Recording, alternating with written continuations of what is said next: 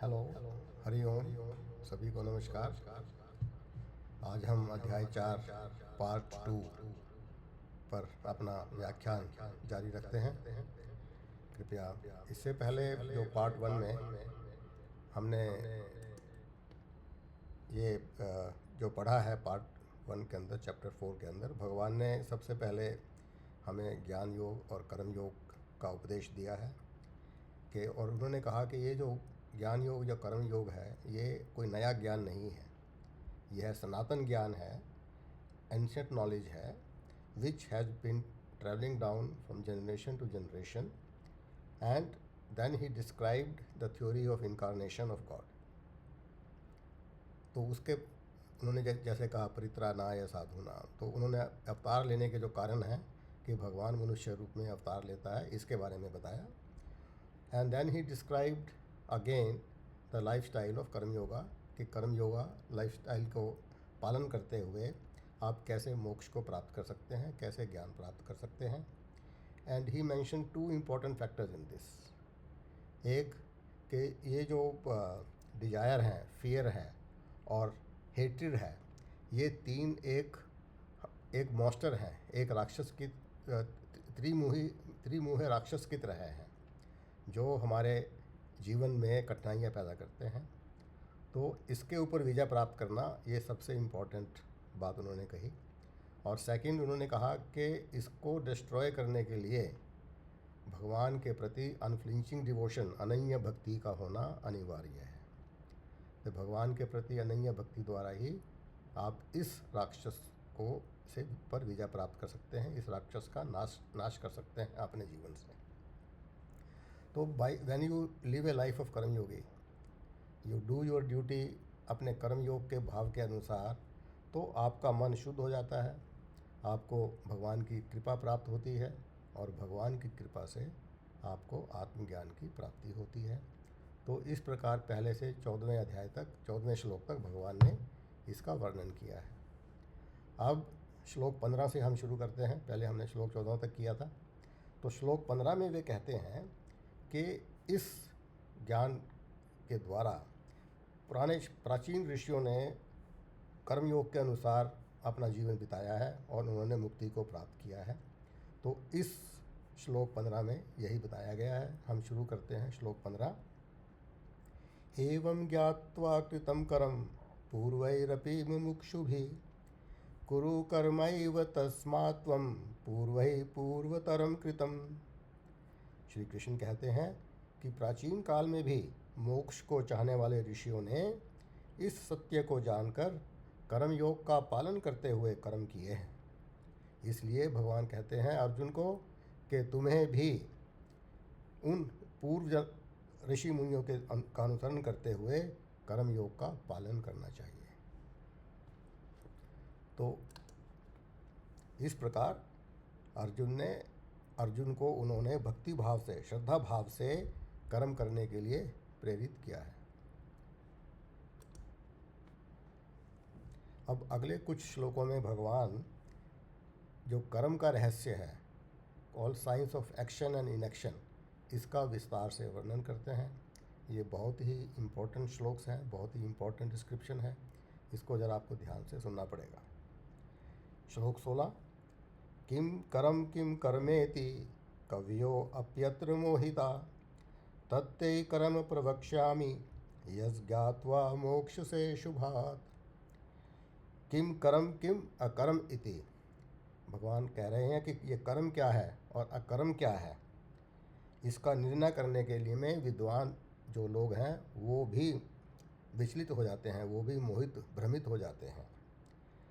तत्ते कर्म प्रवक्ष्यामि, इसलिए अब मैं तुम्हें कर्म के रहस्य से अवगत कराऊंगा, जिसे जानकर तुम अशुभ संसार के बंधन से छूट जाओगे। तो श्री कृष्ण इस श्लोक में भगवान ने 2 टर्म को इंट्रोड्यूस किया है, एक कर्म और अकर्म। कर्म अर्थात एक्शन, अकर्म का अगर डिक्शनरी मीनिंग लें तो उसका मतलब है इनएक्शन। तो इस कर्म और अकर्म क्या है, इसको समझ पाना एक बुद्धिमान व्यक्ति के लिए भी, इंटेलेक्चुअल लोगों के लिए भी कठिन है। उदाहरण के लिए अगर आप देखें, वेदों में कहा गया है अहिंसा परमो धर्मा, कि अहिंसा जो है कि ये परम धर्म है। पर महाभारत में भगवान ने अर्जुन को युद्ध करने के लिए प्रेरित किया। उनको पता था कि युद्ध में कितनी हिंसा होगी, पर तब भी उन्होंने अर्जुन को प्रेरित किया। तो ये डिसाइड करना कि क्या कर्म करना चाहिए, क्या कर्म नहीं करना चाहिए, यह एक बहुत ही कठिन विषय है। इसको अच्छे अच्छे लोग भी इसके बारे में निर्णय नहीं ले पाते। वो कहते हैं कि इवन जो ऋषि मुनि हैं, देवता लोग हैं, वो भी इसके बारे में निर्णय लेने में सक्षम नहीं हैं। तो श्लोक 17 में भगवान कह रहे हैं, कर्मणो यापि बोधव्यम बोधव्यम च विकर्मणः अकर्मणश्च बोधव्यम गहना कर्मणो गति। इस श्लोक में कर्म को 3 श्रेणियों में विभक्त किया गया है। एक है कर्म, दूसरा विकर्म और तीसरा अकर्म। तो हम भगवान कह रहे हैं कि जो कर्तव्य कर्म है, जो आपके धर्म के अनुकूल कर्म हैं, उसे भी जानना चाहिए, उन्हें कर्म कहा जाता है। और जो वर्जित कर्म है, जो विकर्म है, उसको भी जानना चाहिए। तथा अकर्म क्या है, इसको भी जानना चाहिए। इस प्रकार जो कर्म की जो गति है वो बहुत ही गहन है कि कर्म और विकर्म और अकर्म को जानना यह बहुत ही कठिन है, इसको समझना बहुत ही कठिन है। अब हम पहले ये 3 कर्म, विकर्म और अकर्म क्या है, इसकी डेफिनेशन, इसको समझते हैं कि ये क्या है। कर्म वो है जो शास्त्रों के अनुसार, धर्म के अनुसार आपको कर्तव्य समझकर किए जाते हैं, वे सब कर्म कहे जाते हैं। कर्म भी 3 प्रकार के होते हैं। एक है नित्य कर्म, दूसरा नैमित्तिक कर्म और तीसरा है काम्य कर्म। नित्य कर्म वो कर्म है जो आपको प्रतिदिन करने चाहिए या करने पड़ते हैं, जैसे कि सुबह के समय उठना, स्नान करना, भोजन करना, अपनी आस्था के अनुसार पूजा पाठ करना, ये सब कर्म नित्य कर्म कहे जाते हैं। जो नैमित्तिक कर्म है, जो कार्य किसी विशेष कारण से किए जाते हैं, जैसे कि यज्ञ है, हवन है, कोई तप आदि है, ये सब नैमित्तिक कर्म कहे जाते हैं। और काम्य कर्म वो है जो इच्छित कर्म है, जो कर्म आप किसी भी वस्तु की, किसी भी चीज़ की इच्छा रख कर किए जाते हैं, उन्हें काम्य कर्म कहा जाता है। विकर्म का अर्थ है जो वर्जित कर्म है, जो प्रोहिबिटेड कर्म है, जो धर्म ग्रंथों में इनको निषेध किया गया है, उन्हें पाप कर्म कहा जाता है, उनको विकर्म कहा जाता है। और अकर्म का, जैसे मैंने कहा कि इनएक्शन, कि कोई कर्म नहीं करना, ये इसका अकर्म का डिक्शनरी मीनिंग है। But in physical science we know that we have learned that work is done, action is done only when there is a movement taking place or a displacement of the object is taking place. But in Vedic philosophy it is not like that. Inaction means akaram is an action which are not done with any selfish motive. जो निस्वार्थ भाव की कामना से किए जाते हैं उनको अकर्म कहा गया है वैदिक फिलॉसफी के अनुसार, जिसमें आपके में अहंकार नहीं होता, and they are done with the attitude of surrendering to the lord, कि भगवान को आप अपना जो कर्म है, जो भी आप कर्म कर रहे हैं, भगवान के प्रति जो समर्पित कर देते हो, तो वो वैदिक फिलॉसफी के अनुसार उनको अकर्म कहा जाता है। सो जो अकर्म है वैदिक फिलॉसफी के अनुसार, they really help in getting liberation, getting the moksha. तो अब आगे भगवान कहते हैं कि इस सत्य को समझना कि ये कर्म क्या है और अकर्म क्या है और विकर्म क्या है, बहुत ही कठिन है। भगवान अगले श्लोक में कह रहे हैं, कर्मण्य कर्म य पश्येद अकर्मणि च कर्म यः सबुद्धिमान मनुष्येषु संयुक्त है कृत्सन कर्म कृत। भगवान कह रहे हैं जो कर्म में अकर्म को देखता है और अकर्म में कर्म को देखते हैं, वे मनुष्यों में बुद्धिमान हैं और वे ही सभी प्रकार के कर्मों को पूर्ण करने में निपुण हैं। अब देखिए इसमें क्या भगवान ने कहा है। पहले कहते हैं कर्म में अकर्म को देखना, और फिर कहते हैं अकर्म में कर्म को देखना। अब ये कैसे संभव है। बेसिकली ये जो ज्ञानी लोग हैं उसके लिए है कि वही व्यक्ति ज्ञानी है जो कर्म में अकर्म को देखता है। He sees action in action and he sees action in inaction. तो पहले हम समझते हैं कि कर्म में अकर्म को देखने का क्या मतलब है, कि how we can see inaction in action. जब आप कोई भी कर्म कर रहे हैं, when you are in action, आप कोई भी कर्म कर रहे हैं, जब आपके मन में यह भाव है कि मैं कुछ नहीं करता हूँ, मैं करता नहीं हूँ, जो कुछ भी हो रहा है वह प्रकृति के जो 3 गुण हैं उसके अनुसार, प्रत्येक व्यक्ति में 3 गुण होते हैं, वो उसके अनुसार वो कर्म हो रहे हैं। मैं उसी के आदेश के अनुसार कर्म कर रहा हूँ, ना ही तो मैं करता हूँ और ना ही मैं कर्म फल का भोगता हूँ। अगर हम सरल शब्दों में कहें कि जो ज्ञानी व्यक्ति है वह कर्मों में लिप्त नहीं होता, जो भी फल मिलेगा ठीक है, तो वो कर्म फल में लिप्त नहीं होता। इस भाव से जो कर्म किए जाते हैं वो कर्म बंधन से मुक्त हो जाते हैं। बिना फल की आसक्ति के अपने सामाजिक कर्तव्यों का निर्वाह करना और कर्म फल को भगवान के प्रति समर्पित करना, यद्यपि ये कर्म है पर वास्तव में ये अकर्म बन जाते हैं। So this is called seeing in action in action. तो वो जो एक्शन है जो निस्वार्थ भाव से किए जाते हैं वो अकर्म बन जाते हैं, कर्म बंधन में नहीं डालते, आपको मोक्ष की ओर ले जाते हैं। अब जैसे let's take example of a mirror. A mirror reflects the form of an object whatever comes in its range, but mirror does not get tainted at all by these objects. इसीलिए उसी प्रकार जिस ज्ञानी ने आत्मज्ञान को प्राप्त कर लिया है वह जानता है कि सभी जो संसार में क्रियाएं हो रही हैं वो प्रकृति के गुणों के अनुसार ही हो रही हैं।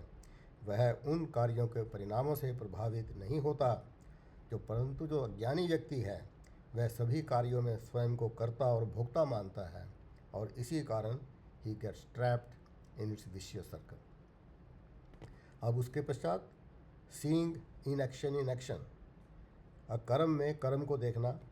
अब श्री कृष्ण ने ये बिल्कुल अपोजिट बात कही है। इसको समझते हैं कि मान लो आप बिल्कुल इनएक्टिव होकर बैठे हैं, आप आलस्य के कारण एक जगह पर बैठे हुए हैं, आप फिजिकली कोई कार्य नहीं कर रहे हैं, तो यू आर इन इनएक्शन। परंतु आप जब बैठे हुए हैं, कोई कार्य नहीं कर रहे हैं अपनी इंद्रियों द्वारा, पर फिर भी आपके जो ज्ञान इंद्रियां हैं, आपका जो मन है वो कार्यरत रहता है। आपके मन में जो विचार हैं, आपके मन के जो भाव हैं वो आते रहते हैं, आपकी आँखें ब्लिंक करती रहती हैं, आप सांस लेते रहते हैं, आपके कान सुनते रहते हैं। तो ये सब कर्म है, ये सब एक्शन है। आपके जो मन के भाव हैं, जिस भी तरह के मन में विचार आपके आ रहे हैं, आप मन में क्या प्लानिंग कर रहे हैं, वो सब के सब कर्म कहे जाते हैं। इसलिए कहते हैं कि अकर्म में भी कर्म को देखो। जो ज्ञानी व्यक्ति है अगर वो इनएक्टिव होके बैठा है तो वो जानता है कि उसकी इंद्रियां कर्म कर रही हैं, तो वो अपने अकर्म में भी कर्म को देखता है। तो इसको इसलिए जो है बेसिकली फिर कर्म और अकर्म क्या है, it is only A state of your mind, कि आपके मन में क्या भाव हैं, आपका जो वो भाव हैं वो डिटरमिन करते हैं कि क्या एक्शन है, क्या कर्म है और क्या अकर्म है। जो डिटैचमेंट है, वैराग्य है, विरक्ति है, ये आपकी एक मानसिक वृत्ति है।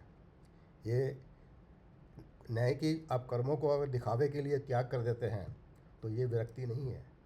एक मन से किसी भी कर्म की को छोड़ना, त्याग करना, वो वास्तव में विरक्ति कहा जाता है।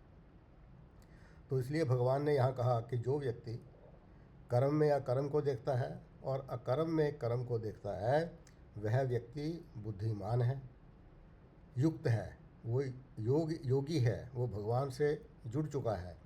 और तीसरा उन्होंने वर्ड यूज़ किया है कृतसन कर्मकृत, अर्थात जो शास्त्रों के द्वारा निर्दिष्ट कर्म हैं वो उन कर्मों को करने में निपुण है।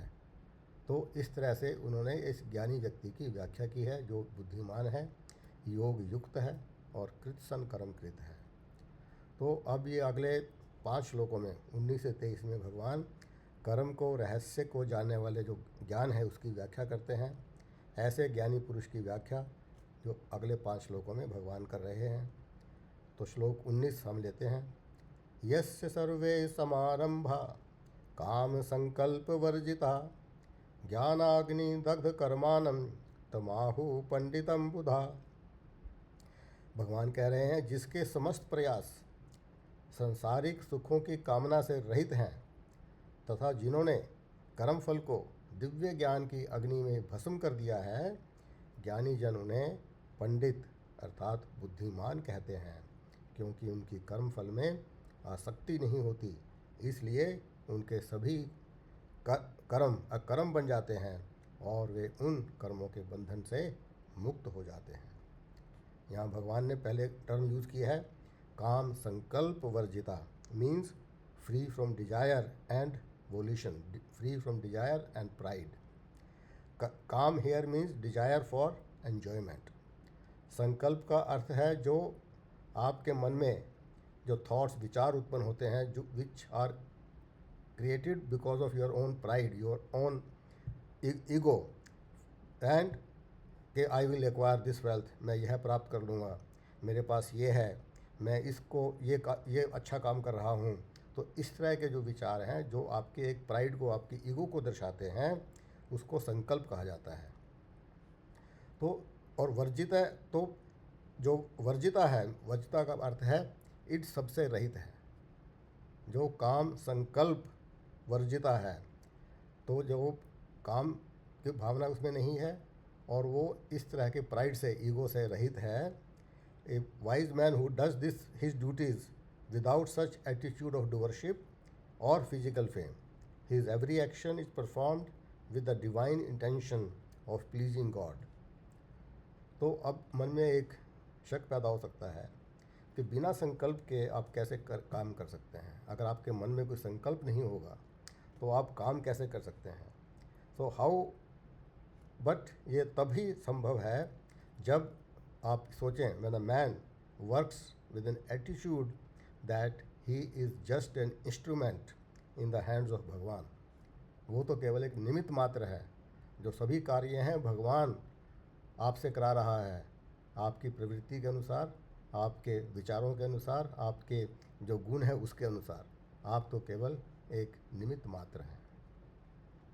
फिर कह रहे हैं भगवान ज्ञान अग्नि दग्ध कर्मानम, कि जिसके जो जितने भी कर्म हैं वो ज्ञान की अग्नि में भस्म हो चुके हैं।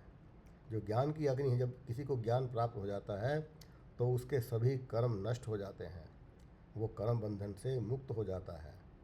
तो ये ज्ञानी व्यक्ति ये अचीव कर लेता है कि उसके सभी कर्म, जो भी इतने भी संचित कर्म हैं, वो नष्ट हो जाते हैं।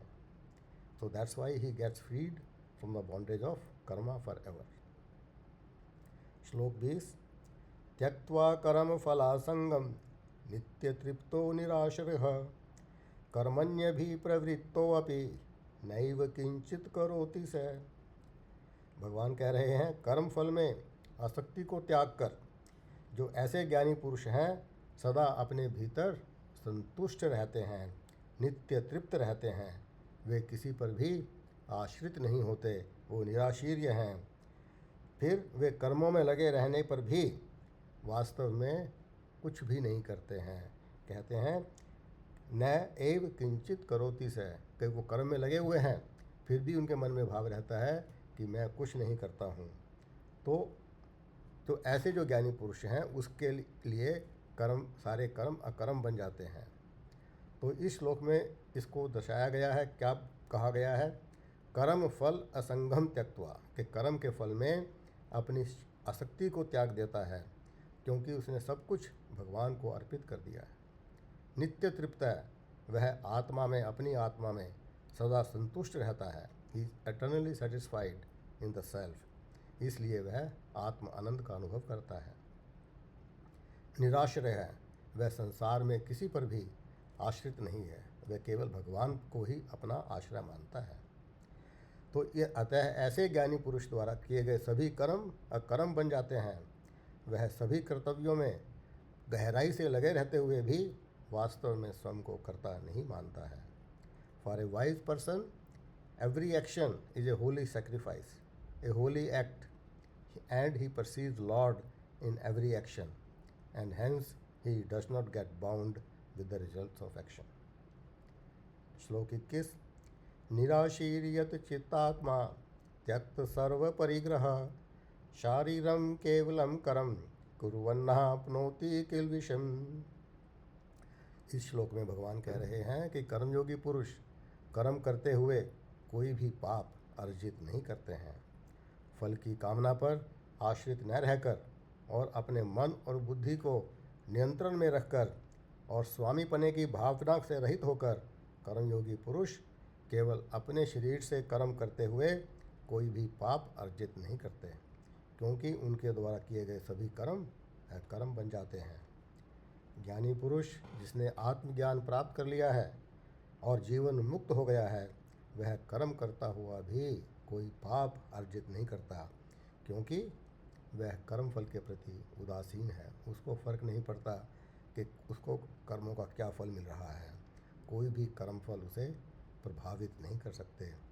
चित्त आत्मा वह संयमी है, उसने अपने मन और बुद्धि पर नियंत्रण किया हुआ है। एंड त्यक्त सर्व परिग्रह है, उसने अपनी किसी भी संपत्ति पर अपनी ओनरशिप नहीं दिखाता है कि ये मेरा है। फिर अगले श्लोक में भगवान कह रहे हैं, यदृच्छा लाभ संतुष्टो द्वंद्वातीतो विमत्सरः समः सिद्धाव सिद्धौ च कृत्वापि न निबध्यते। भगवान कह रहे हैं, जो भी उसे अपने स्वयं के प्रयासों से प्राप्त हो जाता है वे उसी में संतुष्ट रहते हैं। जो द्वंद्वों से परे है, अर्थात सर्दी गर्मी सुख दुख, इनको द्वंद्व बोला जाता है। जीवन में, हमारे जीवन में ये द्वंद्व के रूप में हमारी ज़िंदगी चलती है। कभी सुख है तो कभी दुख है, कभी सर्दी है तो कभी गर्मी है, कभी हम सफल होते हैं, कभी हम असफल होते हैं। तो वो इन सब से परे है, उसको कोई फ़र्क नहीं पड़ता, सर्दी हो गर्मी हो, सुख हो दुख हो, और वो ईर्ष्या से रहित है। तथा समय सिद्धौ असिद्धौ च, जो सफलता और विफलता में समान भाव रखता है, उसका हर कार्य ईश्वर को प्रसन्न करने के इरादे से होता है। कृत्वा अपि न निबध्यते, वह सभी कर्म करते हुए भी कर्मों के बंधन में नहीं पड़ता है। तो इस श्लोक में भगवान ने ज्ञानी व्यक्ति के कुछ गुणों का और उल्लेख किया है। पहला है कि वो अपने स्वयं के प्रयास से जो भी कुछ उसको मिलता है, he is thoroughly contented with whatever he gets by his own efforts. ये नहीं कि किसी दूसरे के एफर्ट से उसके ऊपर उसकी आशा है, वो अपनी एफर्ट से जो उसको मिल जाए उसी में वो संतुष्ट रहता है। और फिर he is not affected by pairs of opposites, like जैसे मैंने कहा, सुख दुख सर्दी गर्मी जय पराजय, वो इन सब से परे है, ये इनको अफेक्ट नहीं कर सकते। थर्ड है that he is free from malice towards all beings, अर्थात वो सभी प्राणियों में, किसी भी प्राणी में ईर्ष्या का भाव नहीं रखता, वो केवल अपने कर्तव्यों के निर्वहन के प्रति ध्यान देता है। एंड देन फोर्थ है, he is equal minded in success and failure. सफल हो या उसको हार हो, उससे उसको फ़र्क नहीं पड़ता, उसका समान भाव रहता है। तो भगवान अगले श्लोक में फिर बोलते हैं, गत संघस्य मुक्तस्य ज्ञानावस्थित चेतसः यज्ञायाचरतः करम समग्रम प्रविलीयते। अब इस श्लोक के अंदर भगवान जो कर्म ज्ञानी पुरुष है उसके गुणों का निचोड़ प्रस्तुत कर रहे हैं। वो कह रहे हैं, जो सांसारिक मोह से मुक्त हो गए हैं, जिसकी बुद्धि दिव्य ज्ञान में स्थित हो गई है, जो अपने सभी कार्य एक यज्ञ के रूप में संपन्न करते हैं, वे कर्मों के सभी परिणामों से अर्थात कार्मिक कानूनों से पूर्ण रूप से मुक्त हो जाते हैं। तो कैसे मुक्त हो जाते हैं? भगवान कहते हैं, non attachment to the worldly objects, सांसारिक भोगों में अनासक्ति। Second, freedom from desire and hatred, attraction and repulsion. Third is आत्मा और परमात्मा के चिंतन में लीन रहना। और चौथा बताया है, performing work in the spirit of sacrifice, performing every action as a yagya. यज्ञ का अर्थ होता है सेक्रीफाइस। आप यज्ञ में क्या करते हैं? में अग्नि जलाते हैं और अग्नि में आप कुछ भी आहुति देते हैं, उस आहुति को सेक्रीफाइस कहा जाता है। आप उसमें घी डालते हैं या कोई सामग्री डालते हैं या कुछ पदार्थ डालते हैं, तो उसमें एक ये सेक्रीफाइस की क्रिया है बेसिकली। तो सभी कार्य भगवान ने कहा है कि यज्ञ के रूप में करना। तो ये सबसे बड़ा इम्पोर्टेंट पॉइंट भगवान ने आखिरी श्लोक 23 में बताया है कि performing duties in the spirit of sacrifice.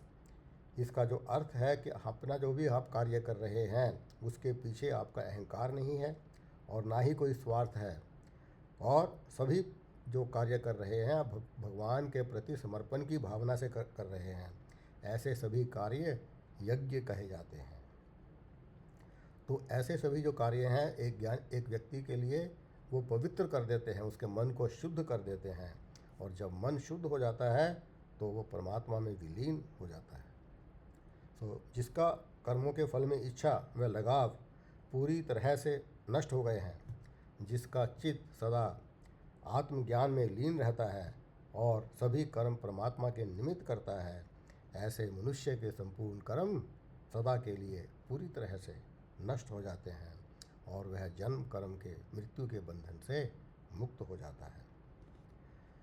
अब हम अगला श्लोक 24 की तरफ बढ़ते हैं। 24 का जो श्लोक है वो एक बहुत ही महत्वपूर्ण श्लोक है, जो भोजन करने से पूर्व हमारे शास्त्रों में लिखा हुआ है कि इसका उच्चारण करना चाहिए, इसका पाठ करना चाहिए जब आप भोजन करने के लिए बैठते हैं। यह इस श्लोक के अंदर एक मतलब जो ब्रह्म को है एक वैदिक यज्ञ के रूप में पेश किया गया है। प्रत्येक यज्ञ के अंदर मुख्यतः 4 वस्तुएं होती हैं।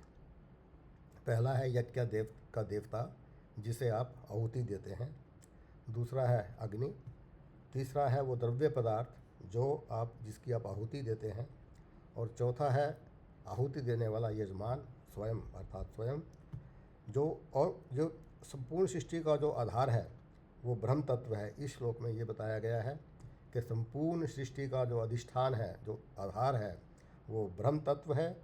यही ब्रह्म तत्व एक जीव के रूप में शरीर में आत्मा के रूप में स्थित है और संसार में परमात्मा के रूप में स्थित है।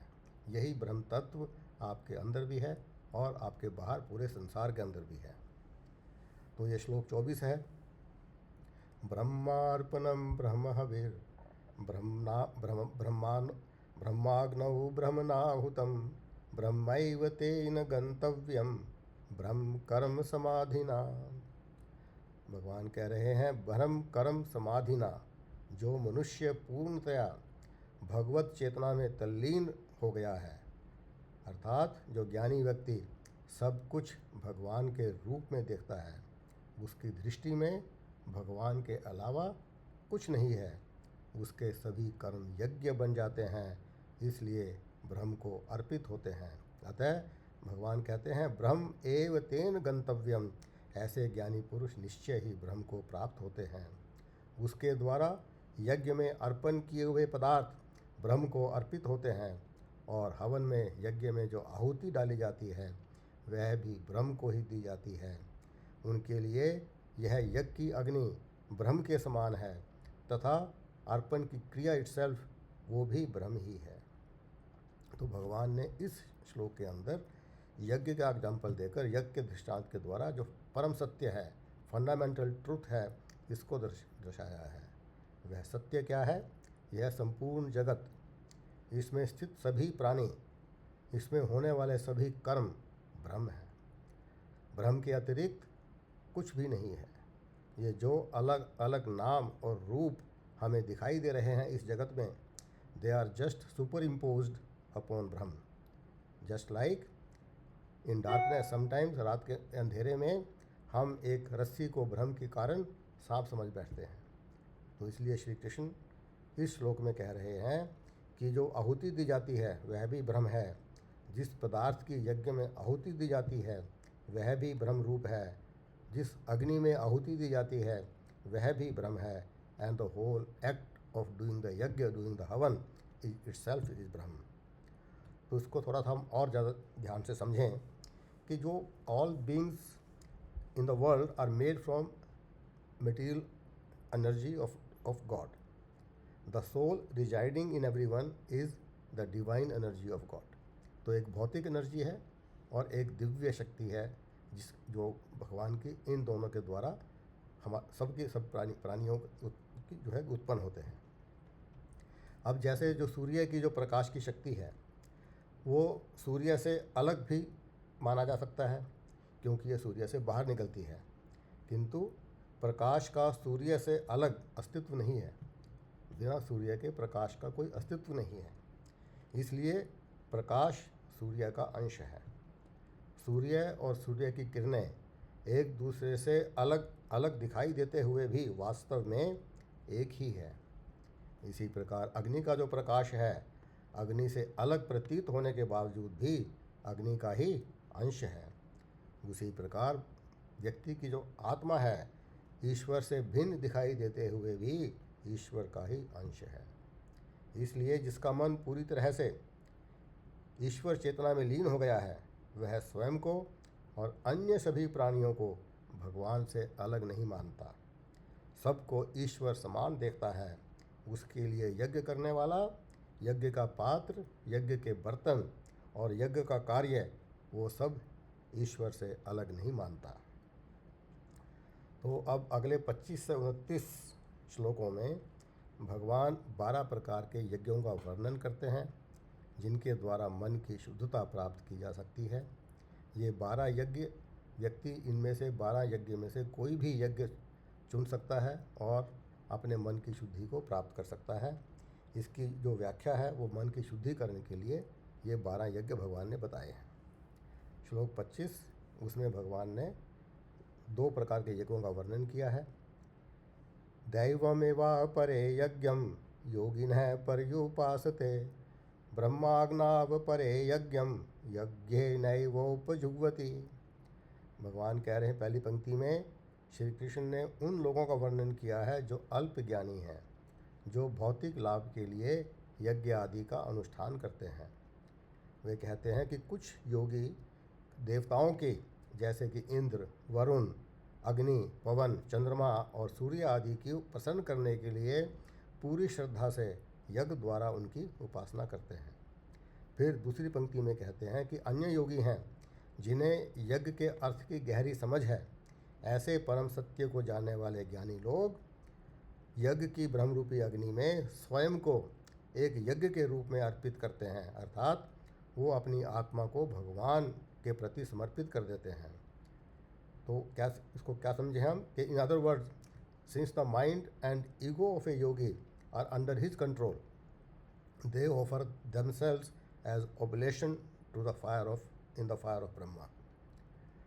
वो अपनी जो एक अलग एक अस्तित्व है उसको खो देते हैं और स्वयं को ब्रह्म में ही, भगवान में ही मर्ज कर देते हैं, भगवान में ही लीन कर देते हैं।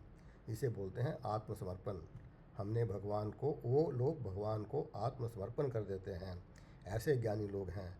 तो इस तरह का जो यज्ञ है, इस तरह का जो सेक्रीफाइस है, वो आप भगवान के साथ जाकर अल्टीमेटली जुड़ जाते हैं। आप और भगवान, दैट ज्ञानी और भगवान आपस में एक हो जाते हैं। तो इस प्रकार 2 यज्ञों का वर्णन इस श्लोक में किया गया। अब अगले श्लोक 26 के अंदर फिर भगवान 2 प्रकार के यज्ञों का वर्णन करते हैं। श्रोत्रादीनि इंद्रियाण्यन्ये संयम अग्निषु जुह्वति शब्दादीन विषयानन्यः इंद्रिया अग्निषु जुह्वति। भगवान कह रहे हैं कि कुछ अन्य योगी जन श्रवण आदि इंद्रियों को, अर्थात अपनी ज्ञान इंद्रियों को संयम रूपी अग्नि में हवन करते हैं, स्वाहा कर देते हैं। और कुछ अन्य लोग हैं जो ध्वनि आदि विषयों को उन्हीं ज्ञान की इंद्री में अग्नि रूपी यज्ञ में भस्म कर देते हैं। तो इस श्लोक में पहले तो भगवान ने इंद्रिय को संयम की बात कही है, इंद्रियों का संयम अर्थात दमः, और फिर उन्होंने मन के को संयम की बात कही है जिसका अर्थ होता है शमः।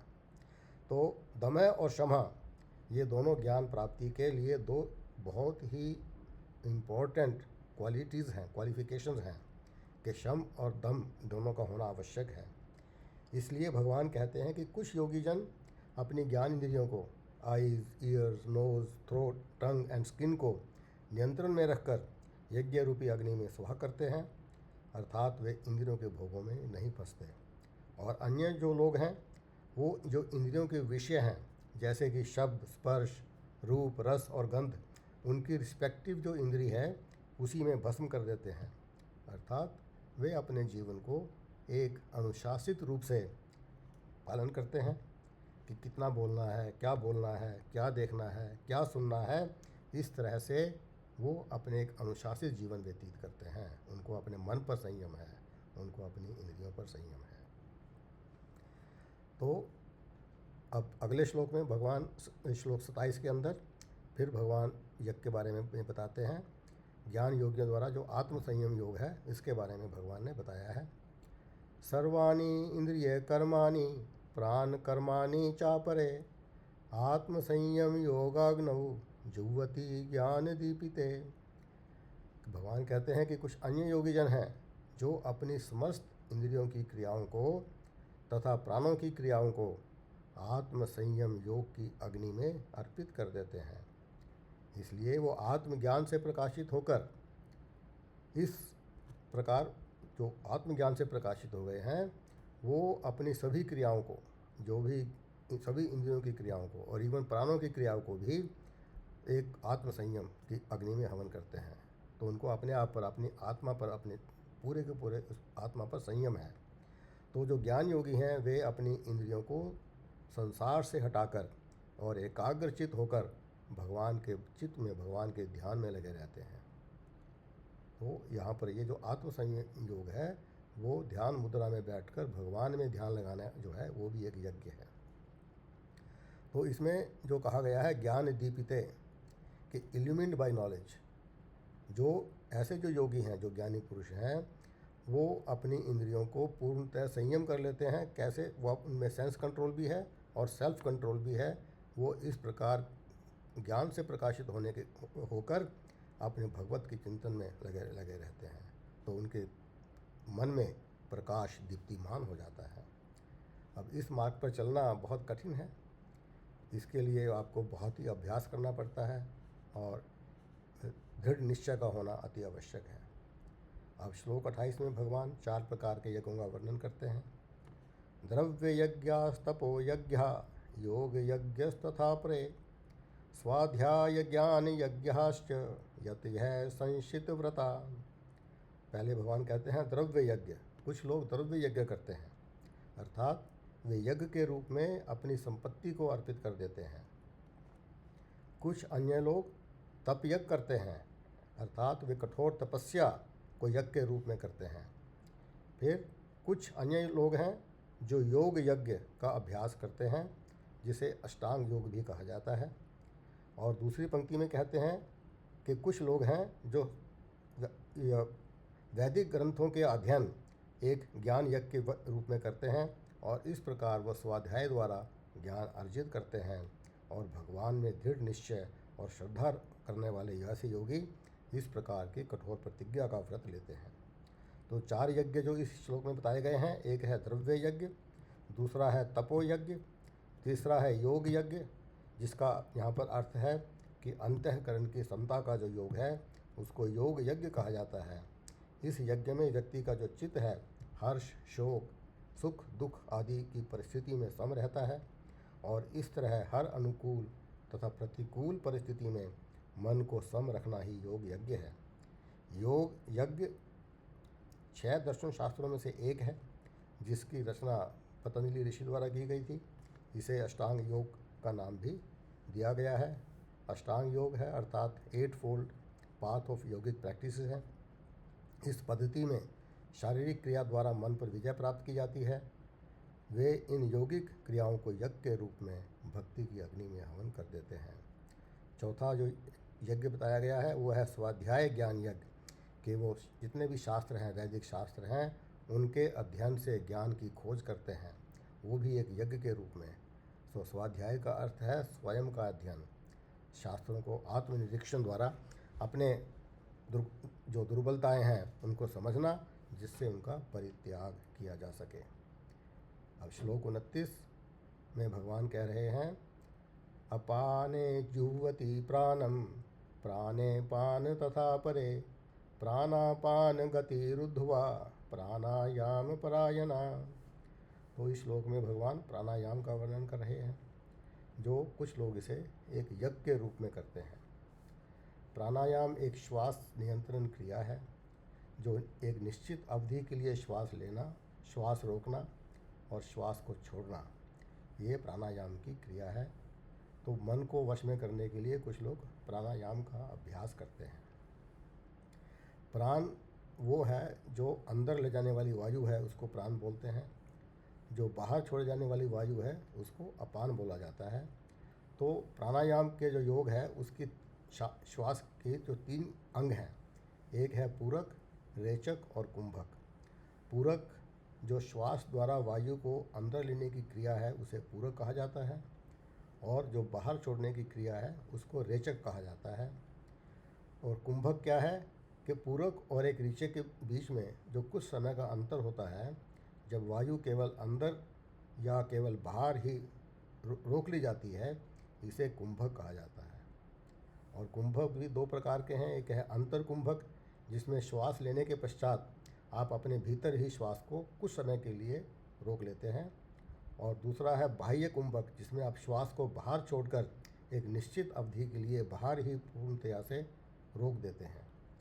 तो इसको भगवान कहते हैं, जो लोग यज्ञ के रूप में करते हैं, कि कुछ अन्य जो योगी जन हैं वो प्राण जो बाहर को अपान में रोककर यज्ञ के रूप में करते हैं, तथा अपान को प्राण में रोककर यज्ञ के रूप में अर्पित करते हैं। तो ये जो क्रिया बताई गई है, this is called state of breathlessness.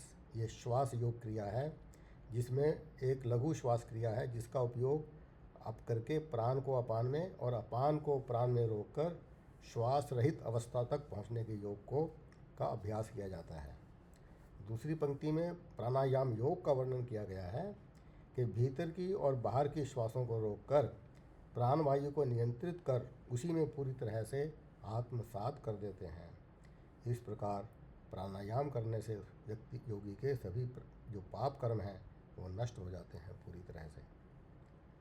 तो श्लोक 30 में भगवान एक और यज्ञ का वर्णन करते हैं, और वो है अपरे नियताहारा प्राणान प्राणेषु जुह्वति सर्वे अप्येते यज्ञविदो यज्ञ क्षपित कल्मषा। तो जो एक यज्ञ 12वां यज्ञ इस श्लोक में बताया गया है वो है नियमित आहार यज्ञ, regulation and control of the food. कुछ अन्य जो योगी लोग हैं वो अपने आहार को नियमित कर प्राणों को एक यज्ञ के रूप में प्राणों में ही अर्पित करते हैं, अर्थात उनका जो नियमित आहार को वो अपनी पाचक अग्नि में भस्म कर देते हैं। प्राणों को प्राणों में अर्पित करने का अर्थ है न श्वास बाहर निकालना और न श्वास को भीतर लेना। इसे स्तंभ भृत्ति प्राणायाम भी कहा गया है। इस प्राणायाम से स्वाभाविक ही जो मन में उठने वाली जो कामनाएं हैं वो शांत हो जाती हैं और योगी का मन शुद्ध हो जाता है। वास्तव में जो नियमित समय पर न्यूट्रिशियस एंड प्योर फूड का जीवन में सबसे अधिक महत्व है। इसके बिना कर्मयोग या ज्ञान योग की साधना विफल हो जाती है, क्योंकि it is the food which provides us physical energy and also the same physical energy gets transformed into mental energy, जिससे हम अपनी कर्मयोग की साधना में सफल हो सकते हैं। Impure food not only disorganizes the physical body but also creates undesirable and wrong thoughts in the mind. Overeating or undereating at odd times, all types of food from all kinds of person, all these should be avoided. कहते हैं ना कि जैसा भोजन वैसा मन। If the food is pure, the mind is also pure. अतः नियंत्रित आहार को एक यज्ञ के रूप में बताया गया है। इस प्रकार अलग अलग 12 यज्ञों का वर्णन करने के पश्चात भगवान श्लोक 30 की दूसरी पंक्ति में कहते हैं कि इन सभी यज्ञों के जो ज्ञाता हैं, who knows all this sacrifices, इन यज्ञों को संपन्न करने के परिणाम स्वरूप उनके सभी पाप नष्ट हो जाते हैं और उनका अंतःकरण शुद्ध हो जाता है, उनकी सभी वासनाएं नष्ट हो जाती हैं और तत्पश्चात कोई भी नई वासना उनमें उत्पन्न नहीं होती। तो इस प्रकार श्लोक 30 तक भगवान ने 12 प्रकार के यज्ञों का वर्णन किया है। प्रत्येक को यज्ञ का नाम दिया गया है। इनमें से यदि हम किसी भी अनुशासन का अभ्यास करते हैं वह मन की शुद्धि में सहायक होता है। यज्ञ से अतीत के सभी पाप और मन की सभी बुरी प्रवृत्तियां नष्ट हो जाती हैं। इसलिए यह आवश्यक है कि हम इनमें से कोई भी अनुशासन को अपनाएं और अपने मन को शुद्ध करने के प्रयास में लगे रहें। यही हमारे सनातन धर्म की विशेषता है कि इस धर्म में अन्य रिलीजन्स की तरह, अन्य पंथों की तरह की अपेक्षा मानव को फ्रीडम दिया गया है कि वो अपना मार्ग चुन सकता है, वो कैसे भगवान की प्राप्ति में अपना जीवन शैली चुन सकता है कि इसको कौन सा यज्ञ करना है, जो कि एक फ्रीडम जो है बाकी किसी भी रिलीजन में ऐसी फ्रीडम नहीं दी गई है। और यही हमारे सनातन यज्ञ की महानता है। तो इसके साथ ही आज का जो ये एपिसोड है यहीं पर समाप्त करते हैं। अब इसका जो अध्याय 4 के जो बाकी के श्लोक हैं वो हम पार्ट 3 में अगले एपिसोड में लेंगे। धन्यवाद, नमस्कार, सबको प्रणाम।